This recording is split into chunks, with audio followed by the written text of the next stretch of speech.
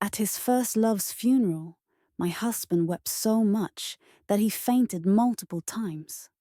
The next day, he ended his own life at her gravesite, clutching her will. His only request was to be buried alongside her. Our children, moved by what they saw as a touching love story, decided to honor the final wishes of the two elderly people. Meanwhile, I, his wife of 40 years, became the target of ridicule. My little granddaughter threw her rice bowl at me while crying. "This is all your fault," she yelled. "If you hadn't morally bound Grandpa his whole life, he wouldn't have ended it this way. I'd be the granddaughter of a scientist instead of someone from the countryside like you." Her words infuriated me to the point where I suffered a heart attack. As I lay there, I overheard my daughter complaining, "Ugh, now we have to organize another funeral. It's such a hassle with all the relatives coming and going." My son, speaking indifferently, added, "There's no space left in the cemetery for her anyway. Let's just scatter her ashes in the river." When I opened my eyes again, I realized I had been reborn. It was the third year of my time as an educated youth in the countryside. At this point in time, the work quota that my husband later gave to his first love hadn't yet been decided. As I carried a basket on my back, someone tugged at it, and a familiar deep voice spoke behind me. "Scarlett, go help Blanche with the rice seedlings. Let her collect pigweed instead." Turning, I saw a youthful Jordan just 21 years old, my childhood sweetheart. I must have looked stunned because he added impatiently, "Blanche is on her period. She can't go into the water or she'll catch a cold. Swap tasks with her." Before I could respond, Blanche chimed in softly, "Sister, don't worry. You'll get the work points for planting the rice seedlings today. I won't compete with you for them." Hearing her words again, I felt both amused and angry. In my previous life, I had been too blind to see her hidden motives, or realize that Jordan's feelings had already shifted toward her long before. Jordan pressed me again. "What are you waiting for? The team leader is already calling. Hurry up and go." This time, I pulled my basket back and looked at both of them seriously. "I'm on my period too. I can't go into the water either." In my past life, I had agreed to Jordan's request. I swapped tasks with Blanche, giving her the easy job of gathering pigweed while I went into the muddy fields to plant rice seedlings. For those who've never done it, planting rice seedlings seems simple, but it's incredibly taxing. Your feet are submerged in cold, muddy water, and stepping into the muck often reveals sharp objects like broken porcelain or stones that can cut your soles. The entire day is spent bent over, and by the end, your back feels like it's breaking. And the worst part? You're never sure when a snake or insect might slither out of the water to bite your legs. I once witnessed a newcomer faint after leeches clung to his legs just minutes into the task. For young female laborers, planting rice was a dreaded nightmare. Despite that, I had gone into the water for Blanche every year, only to be criticized for earning fewer work points than expected. When I was left with just 8 work points, instead of the full amount, she complained about it endlessly. After that, whenever I was on my period, the pain in my stomach became unbearable. I would break out in a cold sweat, unable to work, and yet Jordan dismissed it as me being overly sensitive. Sure enough, when I refused him this time, Jordan's tone sharpened. "Are you sure? Did you forget or something?" I gave him a cold smirk. "You're a grown man. Why are you keeping track of women's periods anyway?" He glanced at Blanche, his face reddening slightly. Blanche, feigning distress, wiped her tears and said softly, Sister Scarlett, don't be angry at Brother Jordan. I'm not feeling well today, but if you really can't, it's okay. I'll manage somehow. She turned and walked toward the field ridge, pretending to be upset. Jordan grabbed her arm and scolded me in a low voice. Scarlett, why are you so petty? Blanche isn't well, but is still willing to work. You're usually fine, so why can't you help her out this once? I rolled my eyes and replied coolly, if she's unwell, she should just ask the team leader for leave. Blanche, hearing this, turned back and reprimanded me with an air of moral superiority. Sister, how can you think that way? We educated youths came to the countryside to show our dedication to rural development.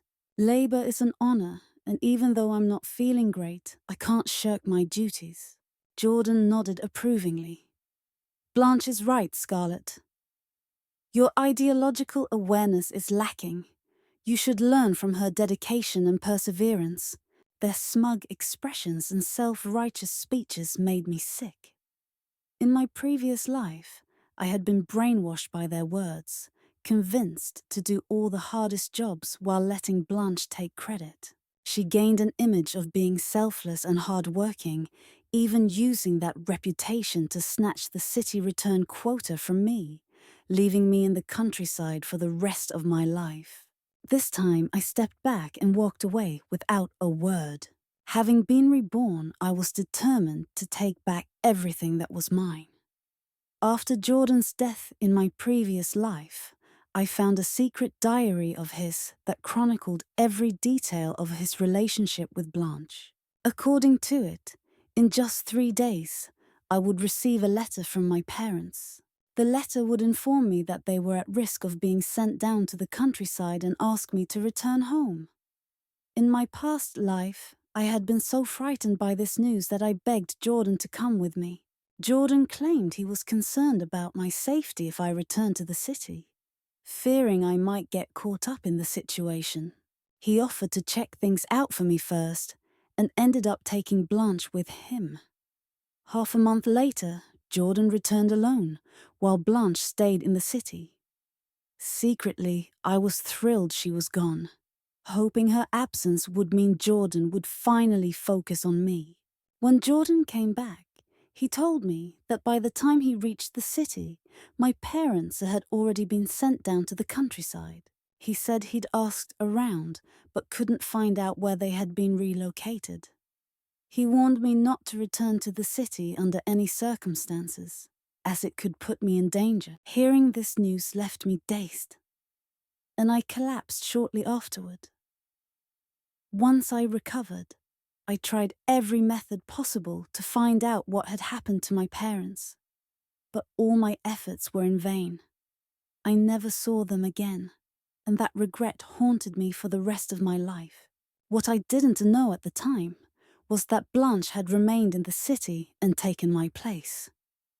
She even went so far as to change her name to Scarlett, exactly the same as mine. Later, she reverted to her real name, but the damage had already been done. Determined not to let history repeat itself, I quickly gathered a full basket of pigweed and went to find the team leader. Secretly, I handed him several large pieces of brown sugar I had hidden away, along with an industrial coupon. I asked him to write me a letter of introduction so I could return to the city. However, the team leader told me he couldn't write it until he received a letter from my parents. Frustrated, I could only accept his response. After gathering multiple baskets of pigweed, I returned to the educated youth's lodging. Everyone had just finished their work for the day, and the room was filled with the sound of exhausted groans as they lay on their beds, unwilling to move. The only one who seemed unaffected was Blanche, who was sitting upright, reading a book. Seeing me come in, she spoke in her usual delicate tone. "Sister, you're back. Brother Jordan said he has something to tell you." He's waiting in the male-educated youth's dormitory. I didn't want to go, but before I could refuse, I heard Jordan calling my name from the doorway. With no choice, I went out to meet him. As soon as he saw me, he frowned impatiently. "What took you so long to gather pigweed? Blanche has been working hard all day. Don't you have brown sugar? Make her some brown sugar water. Make it thicker." I looked at him steadily and asked, "Jordan, what exactly is our relationship?" He froze for a moment, then frowned even deeper. "Scarlett, stop making trouble. Blanche didn't even ask you to switch tasks today. Why are you being so stubborn? When will you stop making a fuss? I'm exhausted after working in the fields all day." I sneered at his response. "And what does your tiredness have to do with me? Let me make this clear. I'm not swapping jobs with her. Not today, not tomorrow, not ever again." Jordan sighed and reached out to pat my shoulder. "Scarlett, you're being unreasonable again. I've told you before. I only see her as a sister. When I look at her, I think of my little sister who passed away. She's still young, and it's our responsibility to look after her." I stepped away from his hand. "I'm tired too, Jordan. And by the way, she's only 2 months younger than me. I'm done taking care of her." Without giving him a chance to reply, I turned and left. The next day, I was assigned to cut firewood in the mountains. The male and female educated youths who were also given this task were almost in tears from relief, as it was considered far better than planting rice seedlings. Oddly enough, Blanche, who was originally assigned to plant rice, had somehow switched tasks and joined us in going up the mountain. Before we began, Jordan approached me again. "Scarlett, Blanche isn't good at climbing trees to cut firewood.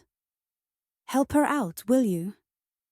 And she doesn't know how to use leather straps to tie the bundles. You should tie them for her, and make sure to use dry branches. She can't carry the wet ones." I shook his hand off. "Isn't Blanche here to contribute to the rural areas? Why does she need help with everything? I wouldn't want to rob her of the glory of hard work." Blanche bit her lip and cast a pitiful look at Jordan. Then, with a determined toss of her head, she declared, "Brother Jordan, trust me. Inside this frail body is an indomitable spirit. I'm certain I can conquer this mountain." The older educated youths, familiar with her antics, kept their heads down, avoiding the scene. Meanwhile, the newer ones were moved by her words and began praising her high ideological awareness. One male youth turned to me and criticized, "Comrade Scarlett, while labor is indeed glorious, we are all comrades working toward the same goal. We should help one another and grow together." I nodded solemnly, praising him for his wisdom. "In that case, I'll need you to help me carry half of the firewood later." The other educated youths couldn't contain their laughter and quickly walked away. Despite my clear refusal to assist her, Blanche still followed me into the mountains. Perhaps she believed I was still the naive girl from my previous life, who would do all the work if she shed a few tears. When we reached a steep cliff, a vivid memory from my past life came rushing back. I had broken my hand before receiving the letter in my past life, and it had happened here, to save Blanche. Thinking about it now, an uncontrollable fury surged within me. Blanche, the very person I had treated with sincerity, had stolen my chance to return to the city without hesitation. The opportunity my parents had worked so hard to secure for me had been snatched away by this pair of schemers. Gripping the sickle tightly, I turned and glared at Blanche, with anger burning in my eyes. She faltered, startled, and lost her balance. Tumbling backward, she managed to grab onto a clump of bushes to stop her fall, but half her body dangled precariously over the edge of the cliff. Terrified, she burst into tears and screamed, "Sister Scarlet! Help me! Please save me!"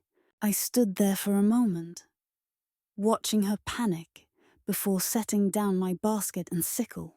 Turning, I shouted toward the others, "Help! Blanche has fallen off the cliff. Come quickly!" As hurried footsteps approached, I knelt and stretched out my hand to Blanche. "Quick!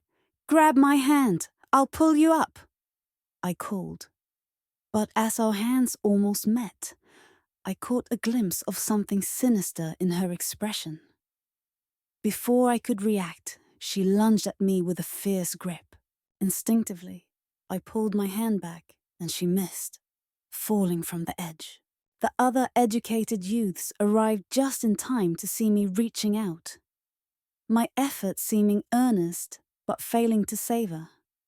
In my previous life, I had successfully pulled her up, but after she climbed back to safety, she used me as a stepping stone, dragging me down with her lies. She had claimed that her fall was due to her own carelessness, walking away with mere scratches from the bushes, while I was left with a broken hand and a cut on my face. That injury delayed my return to the city, costing me everything. This time she wasn't so fortunate. Blanche fractured her hand. As Jordan carried her in his arms, rushing to the clinic, I couldn't help but comment, "Her hand is hurt. Not her legs. She can walk." Jordan turned on me, yelling furiously, "Scarlet!" Before Blanche went up the mountain, what did I tell you? You didn't take proper care of her, and now her hand is broken. You haven't even fetched money for her clinic visit. I'll deal with you later. Some of the educated youths tried to mediate. "Scarlet, calm down. Jordan's just worried about Blanche. That's why he shouted at you." I responded flatly. "Blanche is neither my sister nor my cousin. We only share the same surname." Many of the educated youths had assumed that Blanche and I were related because Jordan and I had always gone along with her requests. Hearing this, they exchanged awkward glances. Ignoring them, I returned to the mountain to continue cutting firewood. There were only 2 days left before I could leave this place, and I had to ensure there were no mistakes that could jeopardize my departure. Later, when I returned to the dormitory, utterly exhausted, Jordan blocked my way at the door. "Oh, why are you so late?" he demanded angrily. "Don't you know Blanche's hand is broken? Fractured." I stared at him coldly. "I know. So what? I didn't push her. She fell on her own." Jordan looked at me in disbelief. "Scarlet, how did you become so heartless? Her hand is broken. Doesn't that matter to you?" I pushed past him, my tone icy. "What does that have to do with me? Does her injury mean I shouldn't work? Does it mean I have to take care of her?" To my surprise, my shove sent Jordan stumbling into the doorframe. His head struck the wood hard, and he crumpled to the ground, his eyes rolling back as he fell unconscious. Before I could react, Blanche's shrill voice rang out. "Someone's been killed! Scarlet has killed Brother Jordan." For a brief moment, I truly wished I could end both their lives with my own hands. Unfortunately, Jordan wasn't even seriously hurt. He regained consciousness shortly after, having fainted only due to exhaustion from carrying Blanche earlier. On the 3rd and 4th days, I anxiously awaited news from my parents, but no letter arrived. Jordan, however, didn't pester me as he usually did, nagging me to care for Blanche. While I was nervously waiting at the village office, the team leader approached me. Waving his hand dismissively, he said, I've already given letters of introduction to Jordan and Blanche. I can't give one to you. The three of you came together. It's enough for two of you to go back." His words felt like a blow, and I sank into despair. Desperate, I ran back to the dormitory, where I found Jordan packing his things. Overwhelmed with anger, I shoved him aside, tore through his belongings, and finally found the letter from my parents hidden in his bag. Holding it up, I confronted him furiously. "What is this? Why do you have my letter? Who gave you the right to take it? Jordan, have you no shame?" His response was calm, eerily reminiscent of the husband who had spent 40 years by my side in my previous life. "Scarlett," he said, his voice steady. "You've been reborn too, haven't you?" I froze, staring at him in disbelief. Jordan continued, "I know you've come back, but Blanche needs this opportunity to return to the city more than you do. Scarlett, we were husband and wife in our past life. In this one, I will still marry you." A torrent of anger and frustration welled up inside me. "Marry me?" I asked bitterly. "And spend a lifetime pining for another woman?" Jordan frowned. "I love your gentleness and kindness, Scarlett. But I also admire Blanche's brilliance and fiery spirit. She's been lonely her whole life, and I've been by your side for a lifetime. Isn't that enough?" I stood in disbelief at Jordan's audacity. Both of us had been granted a second chance at life, and yet he still had the nerve to suggest marriage. If I hadn't come across his diary, I might have continued believing that he and Blanche had kept to the boundaries of propriety. But the truth was far from that. They had done everything a couple might do. When I was pregnant, giving birth and recovering alone, Jordan had used excuses like studying or overtime to secretly meet Blanche. Listening to him speak so self-righteously now made me sick to my stomach. I glared at him coldly and refused outright. "Jordan, you're nothing but a hypocrite. I was deceived by you in my past life, but this time, I want nothing to do with either of you. Stay away from me." Clutching the letter, I left the dormitory, managing to persuade the team leader to issue me a letter of introduction for returning to the city. I wasted no time and immediately bought a train ticket. However, as fate would have it, I encountered Jordan and Blanche on the train. They were struggling to push through the crowded station. Jordan had likely packed all of Blanche's belongings to help her settle in the city. But the oversized luggage was unwieldy, especially since Blanche's injured hand left her unable to carry anything.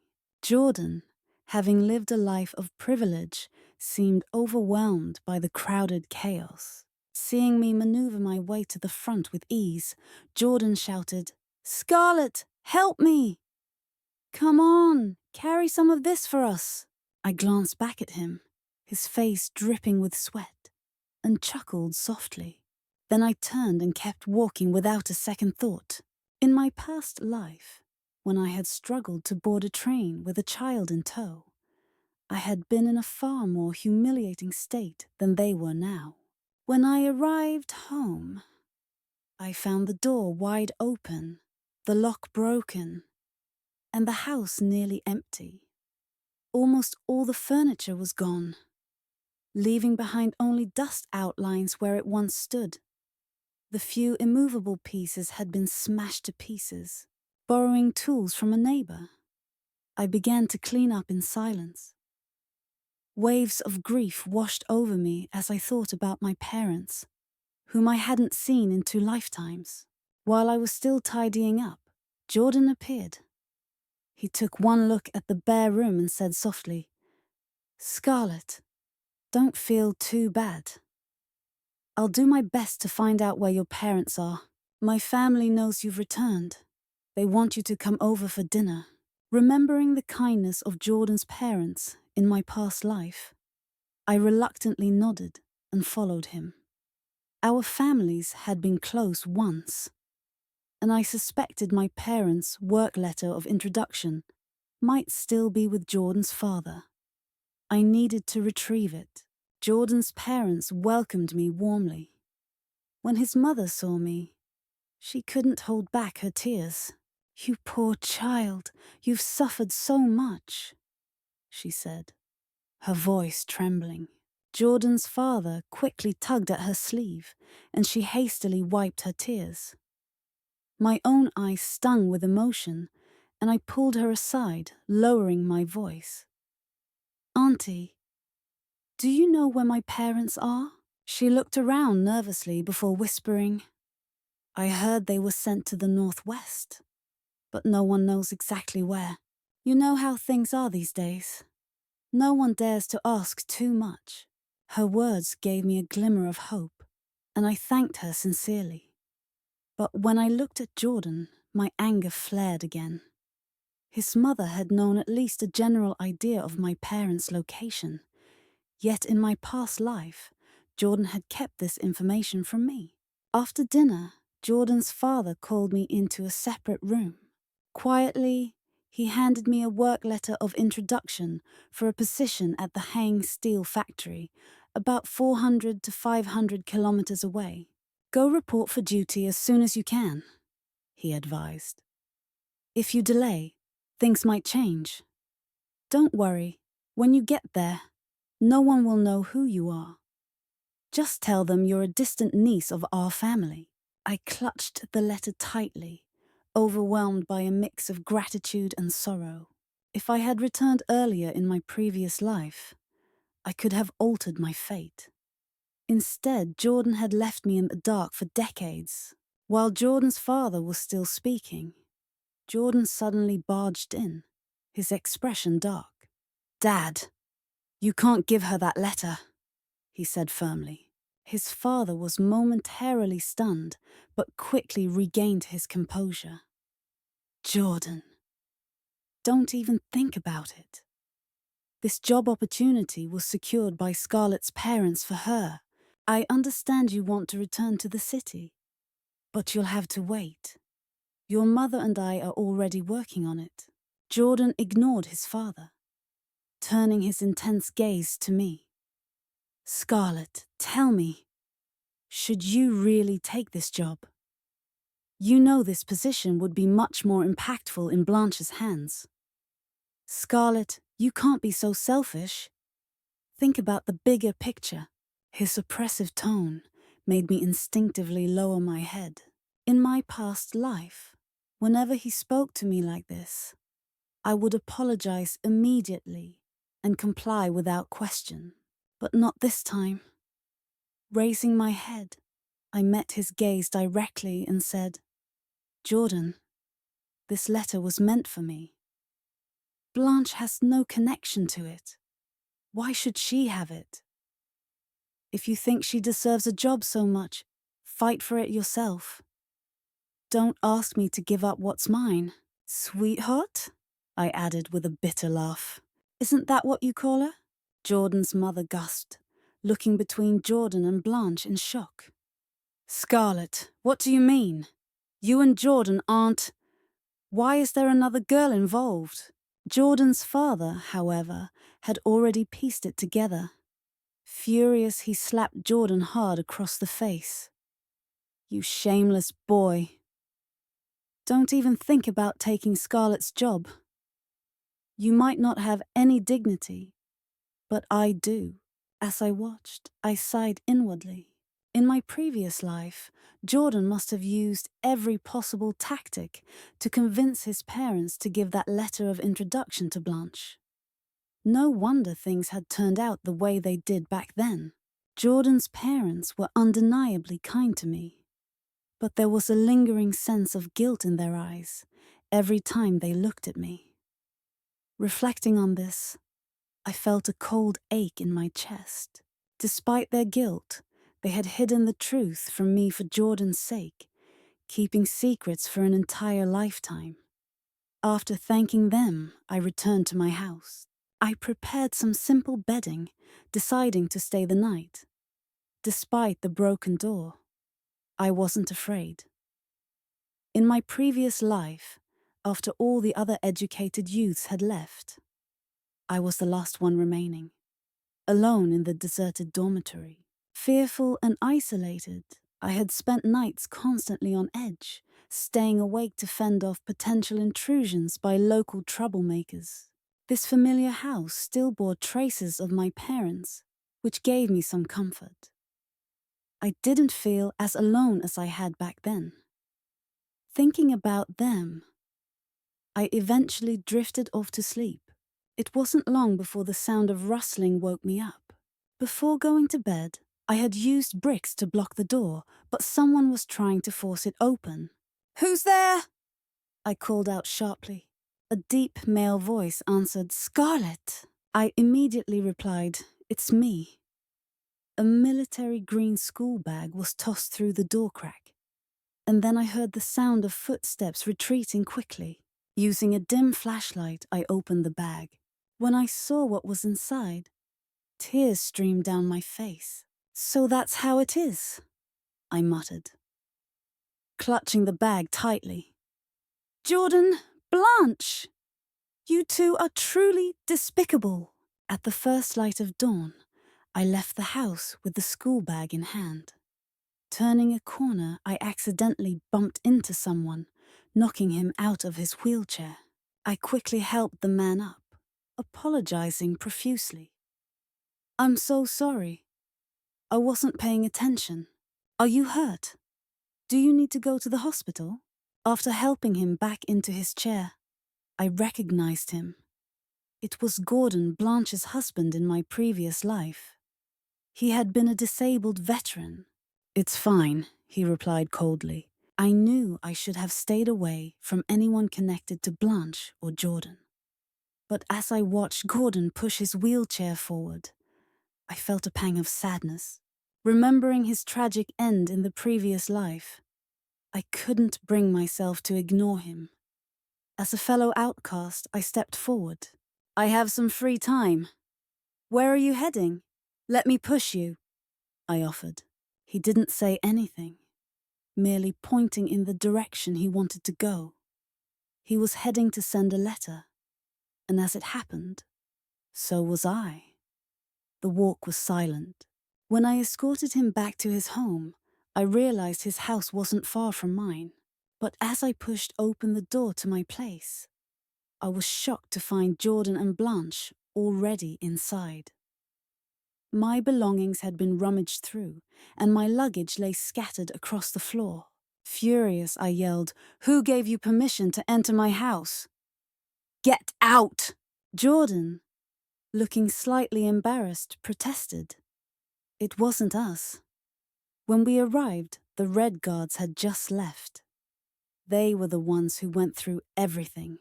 I showed them the newspaper, and they left. Blanche glared at me. "Brother Jordan is always protecting you, and yet you're so ungrateful." I ignored her and turned to Jordan. "What newspaper?" Taking it from him, I read it. Before my parents' incident, they had published a notice in the paper, formally severing their ties with me as their daughter. A sharp pain shot through my chest. My parents had gone to such lengths to protect me, but I had let their efforts go to waste in my previous life. Anger boiled over as I glared at the two of them. "Then why are you here?" I demanded. Blanche pouted. "Sister Scarlett, my hand injury is partly your fault. I can't do heavy work anymore. If I return to the countryside, I'll die. Please give me your job." Jordan nodded in agreement. "Scarlett, I told you, Blanche needs this job more than you. You're used to farm work. You won't adjust to city life anyway. Be reasonable and let her have the job." Forcing a smile, I replied, "You want a job at the steel factory just by asking?" "Blanche, am I your mother? Jordan, you're nothing to me. If you want the job, pay for it." I had already made up my mind. If I took the job, I wouldn't have time to search for my parents. Returning to the countryside would give me the freedom to look for them. Jordan, clearly stunned, stared at me. Scarlett, you've changed. You're so greedy now, I hardly recognize you. Don't forget, in our previous life, Blanche made meaningful contributions to the country. How dare you make such demands? Don't you care about patriotism? Hearing him try to manipulate me again, I thought about the contents of the school bag. All of Blanche's supposed contributions were built on the materials left behind by my parents. Furious, I slapped Jordan twice across the face. When Blanche stepped forward to intervene, I grabbed her hair and struck her repeatedly until her face was swollen. You stole my parents' belongings, mistreated me, and even tried to rob me of everything I had left. I screamed, You're nothing but thieves, stealing my identity, my job, and my life. Jordan seemed shaken by my outburst. He pushed me aside and helped Blanche toward the door. Before leaving, he turned back and asked reluctantly, How much money do you want to give Blanche the job? I replied coolly, 3,000 yuan, 20 industrial coupons, and 100 food coupons. Blanche shrieked, That's outrageous! Why don't you just rob us? I sneered. Forget it then. You have 2 days to decide. I knew Jordan would agree, no matter the cost, for Blanche's sake. Where he would get the money, I didn't care. The next day, the Red Guards returned and ransacked my belongings again, threatening to drive me out. Quickly gathering my things, I left the house. Despite the vastness of the world outside, I felt utterly alone, feeling like there was no place I could truly call home. I mustered the courage to knock on Gordon's door. Earlier, I had hidden the school bag under his wheelchair after accidentally knocking him over. When his mother opened the door, she looked at me with confusion. Feeling awkward, I explained, Auntie, I'm from the Chen family next door. My parents. I can't stay at home anymore. Could I stay here for 2 days? I'll leave after that. Before she could respond, I heard a voice from the yard say, Yes! Startled, I hesitated for a moment before nervously stepping inside. Gordon was in the yard, surrounded by sawdust, working on some sort of wood carving. His mother graciously arranged a room for me, her enthusiasm catching me off guard. Once she left, I approached Gordon, unsure how to begin the conversation. Before I could speak, he said, You're here for the school bag, aren't you? Caught off guard, I admitted. Yes. Could you keep it safe for 2 days? I figured that, as a soldier wounded in action, he wouldn't be easily intimidated. Leaving the bag with him seemed like the safest choice. After a pause, he asked, What's inside? To win his trust, I quickly explained that it contained materials left by my parents and opened the bag to show him. He seemed unsurprised, as though he had already known about it. I had gambled on the assumption that a soldier familiar with guns wouldn't have much interest in scientific research materials. Sure enough, after flipping through the documents briefly, he handed the bag back to me. Keep it yourself, he said. Relieved, I let out a breath I hadn't realized I was holding. On the 3rd day, Jordan came looking for me. When he saw I was staying at Gordon's house, he dragged me outside, his face dark with anger. Pointing toward the Wong family's home, he hissed, barely containing his fury. Scarlett, how shameless can you be? You know he's Blanche's husband, and yet you deliberately got close to him. You're doing this to get back at her, aren't you? I pushed his hand away and retorted, Shameless? Could I ever outdo you in that department? Since we both know we've been reborn, You should understand me better than this. Jordan seemed different now. Unstable, almost manic. He had developed a strange obsession with radios and newspapers. When he read about the successful production of a new 56-style submachine gun developed by our country, he was so elated that he started dancing. Rushing over to me with the newspaper in hand, he exclaimed, "Scarlett, I was right. Look, Blanche really made a difference this time. The research was completed 6 months earlier than in our previous life." I gave him a sarcastic smile. 6 months ahead. Look closely. Who's credited as the developer? His smile froze. Then he laughed nervously. "Of course it's Blanche," he said. "Take another look," I replied coldly. Jordan's face fell as his eyes widened. "How can this be?" "It's your name." "Scarlett, you stole Blanche's achievements. You're despicable. Even if you take credit for her work now, how long do you think you can hold on to it? You're just a housewife, while she's the backbone of our country." Without responding, I walked past him, muttering, "And you're as blind as ever." Jordan left for the city soon after, likely to verify the information with his so-called pillar of the country. But I no longer cared about their affairs. My parents had left only part of their research behind, and I needed to gain more knowledge to complete it. Staying in the countryside would have been an exercise in futility. Gordon took me back to the army. With my assistance, he was able to stand for short periods. During my time there, we found my parents, but to my great sorrow, it was too late. They had been tortured and were barely clinging to life. To protect them, I submitted their research under my own name, hoping it would improve their treatment. Determined to achieve more, I threw myself into work at the factory and laboratory day and night. After 3 years, my parents recovered, and I had refined their research material significantly. In my past life, Blanche had shone brightly with achievements, making me seem insignificant by comparison. But I had committed her projects to memory, allowing me to complete the work quickly in this life.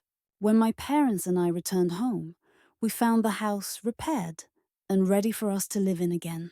It wasn't long before Jordan came pounding on my door, shouting, "Scarlett, open the door! I know you're back!"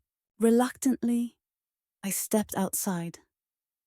The moment he saw me, his face lit up. "Scarlett, I'm so sorry," he began, his voice filled with emotion.